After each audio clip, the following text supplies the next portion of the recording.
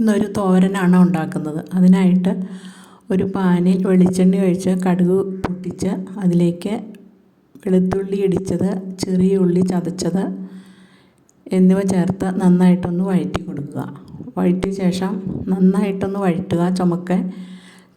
Brown കളറാകുന്നത് വരെ ഒന്ന് വഴറ്റി കൊടുത്ത ശേഷം ഇതിലേക്ക് കറിവേപ്പിലയും വറ്റൽമുളക് ഇടിച്ചതും ചേർത്ത് വഴറ്റുക. അതും വഴറ്റിയ ശേഷം അതിലേക്ക് കുറച്ച് തേങ്ങയും കൂടെ ചേർത്ത് വഴറ്റുക.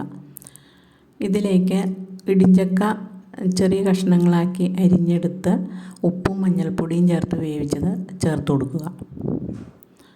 അതിലേക്ക് നന്നായി ഉടച്ച് ചേർക്കുക.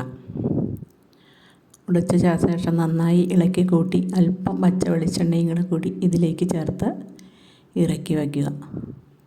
അടിപൊളി ടേസ്റ്റിയായ ഒരു ഇടിഞ്ചക്ക തോരനാണിത്. എല്ലാവരും ഉണ്ടാക്കി നോക്കുക. അല്പം കുരുമുളക് പൊടിയും കൂടെ ഇതിലേക്ക് ചേർക്കുക. ചേർത്ത ശേഷം നന്നായിട്ട് ഇതുപോലെ ചിക്കി ഇളക്കി എടുക്കുക.